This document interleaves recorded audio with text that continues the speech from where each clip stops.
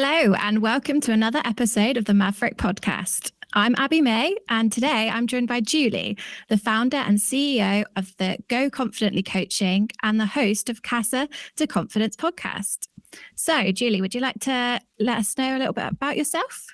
Yeah, thank you so much for having me. I am excited to be here. I am a fan of the show. I have to tell you that for me, this journey started 2 years ago, but I am so happy that I am here. And I think that like many entrepreneurs, I had some struggles, but then I had to create the right consistency and actions to be able to where I've gotten my groove. And I want to tell your listeners that no matter where they are in their journey, that is very important to keep that consistency and follow the right systems and surround yourself with the right information that can help you in your journey. For me, I know that has made a total difference. I am also a Tiny Habits certified coach. And as a Tiny Habits certified coach, go big is not the right way to build your business. Make small changes, consistent changes, and you will start to see some of the things that you want for yourself. What sort of changes, like tiny changes, tiny habits, would you recommend? Yeah. So, some of the tiny habits that I would suggest for business owners is to, one, plan out your social media, plan out what you're trying to accomplish, but, make sure that you just create the space in which you're not trying to do something overnight and all of a sudden try to go viral and get discouraged, but really plan out what social media channels really make sense for you. I typically tell my clients, pick one, pick two, and really show up well.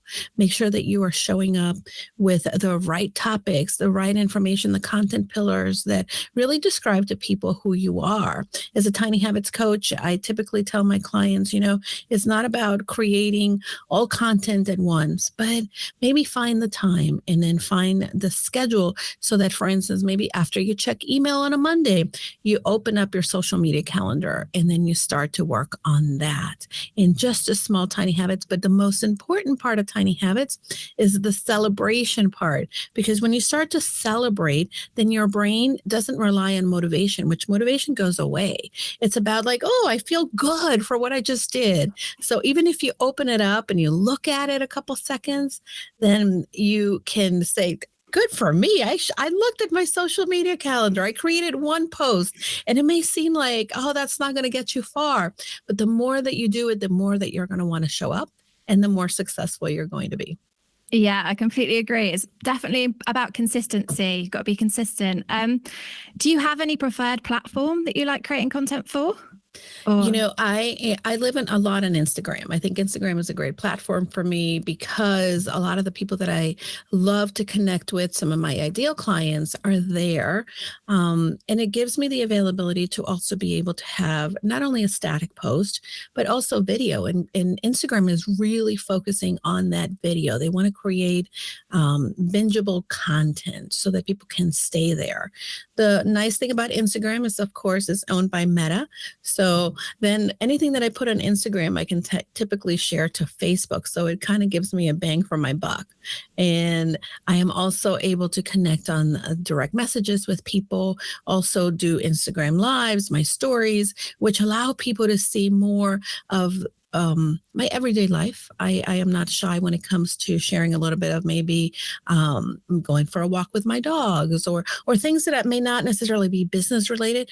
But ultimately, my goal is that people get to like, know, and trust me, and they can do so through Instagram.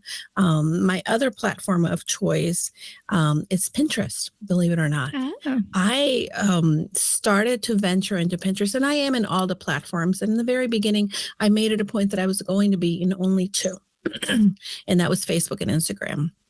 But now that these are sort of an autopilot and I've got a system going, I ventured into Pinterest because Pinterest is driving people to my podcast, is driving people to my blog, to my website. And it's also allowed me to repurpose some of the content that I'm using for Instagram. So that has been a really great platform to move into as well, because it is a search engine. People don't realize this. I was using Pinterest for many years to look for recipes. I'm going to have a dinner party. What should I make? And I would go in there and I look for it. And I realized that Pinterest is a lot more than just recipes or workouts, but it really is a viable platform where if you have content, how to get clients, maybe you are coaching individuals on getting leads, building your programming. A lot of people are going in there looking for that. So if you know that this is where people are looking for something, it just makes sense to be able to put the content there so that it can drive them to your stuff and continue to build your authority as an online digital marketer and business owner. Oh, how do you because one of the things is obviously a lot of video stuff. It takes a lot of confidence. So have you always had the confidence to do that, or is that something that you've built up over the years? Or so here's the thing that happens to many of us. We, tend to be very critical of ourselves. And we're like, oh, I don't look perfect. I don't have this. And the best way to gain your confidence is, again, by showing up. I tell people that skills, confidence, and motivation kind of work together. If you don't look good and you maybe don't know what to say on video, every time you decide to not show up, you are not filling your little bucket of confidence. But every time you do show up, it may be a little drop, but your bucket is getting full. The biggest thing that happens in this world is that we have a tendency to want to avoid making mistakes, to not being perfect, to being highly curated, because we feel like, oh, if I don't show up like somebody else does, if I don't look perfect, if I don't have the right things, then no one is going to want me. The reality is that this is a great learning experience for you, and being able to say, oh, you know what? Maybe I can improve this. And this is that 1% incremental change that can help you, again, gain more skills, feel more confident, and then be more motivated to show up. I think for me, for instance, in my podcast, go back and I listen to some of my first episodes, and it was a little clumsy. Nobody is born knowing how to do everything 100%. And the way that you're going to build your confidence is just by learning, by doing. Doing is the best teacher. And that's the one thing that I would really encourage your listeners to do, is to, again, you can do it at 1% increments and say, you know what, today I'm going to do a story. I'm just going to commit to that and celebrate that you committed to that even 1% increment. Yeah. Do you think you faced any challenges along this way? Like, have you got to a roadblock where you're like, I'm not really sure what to do next? Or, and how have you overcome all of that? Challenges is part of the course. For me, one of the biggest challenges that I had, and I think that I'd like to tell this story, and I think that I see this a lot with my clients, when I was laid off through the pandemic. And I remember knowing in my heart, because I already had a plan that, maybe in 5 years, I'm going to launch my own business and go out on my own. But obviously that happened a lot quicker than I expected. And when I woke up, I thought, oh, well, I know exactly what I'm going to do. And I went and I started to try to figure out what my logo was going to be. And that was a big mistake, because a logo doesn't get you clients. People don't work with you because of the beautiful font and the scrolly and the colors and how pretty it is. People work with you because they start to build trust in who you are and what you can do for them, the transformation that you can get them. And I think that was one of many missteps, mistakes, but learning experiences that I had. I spent a lot of time focusing on things that didn't really matter for my business, where I needed to really be able to talk to people, find out what is it that they wanted, what is it that they were struggling with, and how I fit into that picture. Because as business owners, when you are offering something from someone, right, to someone, it is very important to, one, know that you have something that someone needs or wants, or it's going to transform them. It's going to take away a pain point, and communicating that to people is very important. So the first thing that I recommend to my clients is do some market research. Is this viable? Is this something that people will be willing to pay money for? That was definitely one of my biggest missteps. The second misstep, I think, is that I want to say yes to everyone, right? When you are new and you have someone that wants to work with you and you're like, oh, sure, I'll work with you. And maybe they're not your ideal client, but you're going to take them on anyway because you want to get clients. You want to start to have that income coming in. That's a mistake. And I know that this may be controversial to some people, but what happens is when you say yes to one thing, you're saying no to something else. And when you're saying yes to someone who may not be your ideal client, it is taking up your energy. It is taking up your time. It is taking up your resources that you can continue to maybe put forward to being available for the right person, or maybe creating more relationships with the people that do need you and are the people that you should be working with. So that's another mistake that I personally made. And again, it's not a mistake, but it's a learning experience, and it's something that has taught me and made me better at what I'm doing now. How did you narrow down your target audience? How did you start creating content specifically to get those through the door kind of thing? So the first step was talking to people. Number one, getting to know people, getting to know what they're struggling with. But then I had to really take a step back and say, and I was a corporate executive for many years, and I oversaw the marketing and creating an offers for the company that I worked for. And then I realized, you know what? I have a logo, and that's great, right? We talked about in the very beginning, I created this logo, and I thought, that's not my brand. Yes, it is my brand, but it's not what my brand is about. That and I needed to then step back and figure out what my personal brand was. Personal brand is something that people don't realize. They think of personal brand and they think maybe a company, but you as an individual, you have a brand. Whether you're in business for yourself, you're in a career, your brand is very important. And I started to define what does that look like. And when I started to really take myself through a personal branding exercise, and this is something I do for my clients now, when they start working with me, is one of the first things that we do. Why? Even if you've been in business for a while, I want you to really be clear on who you are. What are your values as an individual, as a business owner? What is important to you? What are you really, really good at? What do you excel at? And where are your pain points and weaknesses? And again, if anybody knows where I'm going, this is a SWOT analysis. Most people do this for a big company or for a big organization, but it's important to do that for ourselves. Strengths, weaknesses, opportunities, threats. Do that, figure it out, and then come up and look at all the different values that you want to adopt. The values for my company are serve, grow, learn. Serve, grow, learn. That's important to me.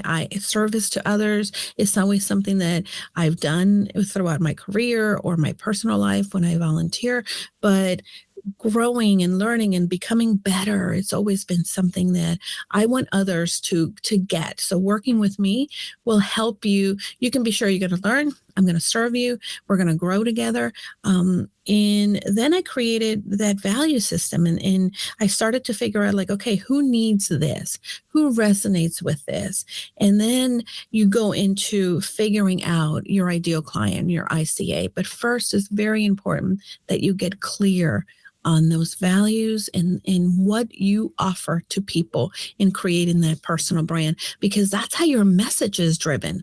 Your personal brand is what drives your messaging, whether it be on social media, whether it be in your emails, whether it be on your blog, on your website. So being very clear on you, what you are, who you are, what you offer, what are your shiny things that you offer people, that is what's going to drive everything else.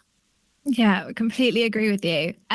Do you think it's harder to be a personal brand over brand, like a company brand? Do you think it's harder to establish yourself? I think that it's harder if you think it's going to be harder. Things, whatever you think it is, right? I think that if you take on, and this is something that it's really a great way to also figure out your personal brand. There's so many different people that know you in different capacities. How we see ourselves is not how others see us. So it's very important that as you're exploring this personal brand, that you also ask people, hey, what am I good at? What do you think is some of the things that maybe I need to improve, where I need to get better at?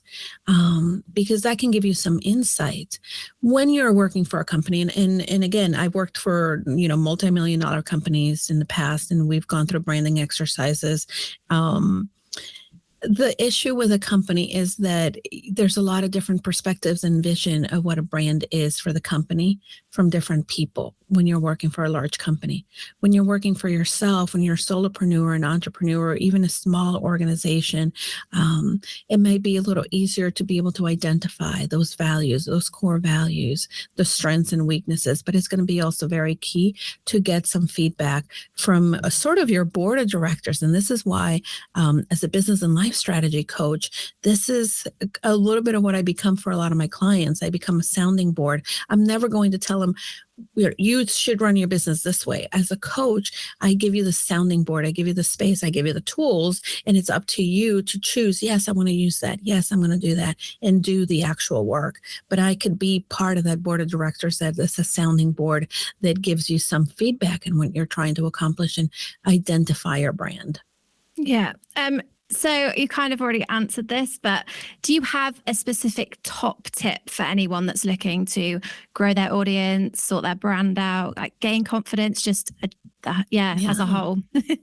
So first and foremost, I want you to organize your time. And people may say, what? This is about branding. This is about growing in confidence in my audience. Nothing is going to happen unless it gets calendared.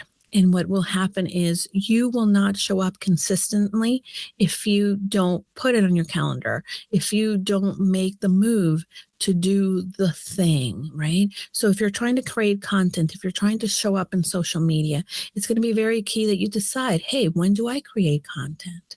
Because what actually gets on the calendar typically gets done for an entrepreneur. So make sure that you create that space and create the routines that you can go into. For myself, in my calendar, Mondays is my administrative day. Friday is my financial day. And then Monday, there's some content that's created, the same thing throughout the week. But when I do that, then it is easy. I know when I'm expecting for myself. And also, there's no question that I'm going to show up because I have the content, and then I'm showing up consistently and confidently because, I got that done. Good. I have this. And then you're learning along the process. So start with your calendar, look and block out maybe an hour and say, I'm going to block out this hour, but my goal is to get at least one piece of content done. And then you'll start to see sort of that snowball effect in which the more that you start to show up, and again, celebrate it, because that's what helps your brain get that habit made into your brain. You're going to see that you're showing up and doing the thing. Love it. Well, thank you very much for coming on today, Julie. Is there anything else you'd like to add to the listeners? Well, I would just say, make sure that you continue to surround yourself with the right tools and the right people and the resources like this podcast that are going to give you really the tools and additional resources to be able to navigate this whole way of showing up consistently, growing, and most of all, serving those that need you, because you have something that someone needs. Thank you so much. Hopefully we'll have you on again soon, or we could come on your podcast. We'd love that. Absolutely. Thank you so much for having me. It's been so much fun to talk to you. I appreciate you. And thank you to everyone watching and listening to this episode of the Maverrik podcast. If you are watching on YouTube, don't forget to like, comment, and subscribe. And we'll see you guys next time.